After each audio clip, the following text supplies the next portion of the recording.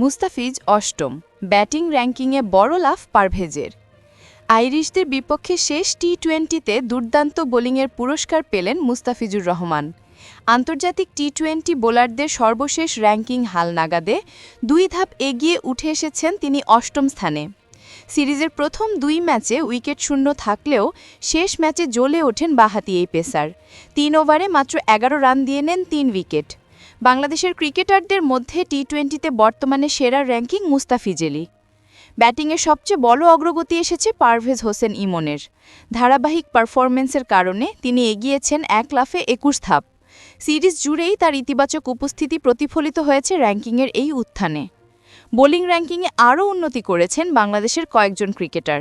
দ্বিতীয় ম্যাচে 3টি এবং শেষ ম্যাচে 1টি উইকেট নিয়ে 3 ধাপ এগিয়েছেন অফ স্পিনিং অলরাউন্ডার শেখ মেহেদী হাসান। এখন অবস্থান তার 14তম স্থানে।